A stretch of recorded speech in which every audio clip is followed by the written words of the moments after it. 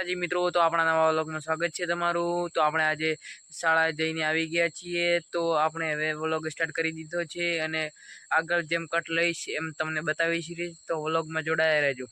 તો મિત્રો આપણે રસ્તામાં આવી ગયા છીએ અને હું તમને રસ્તો બતાવીશ, એનો રસ્તો અને આ છે અમારા શેરીઓ અને આ થોડું લોકેશન અમારા આજુબાજુના ખેતરો।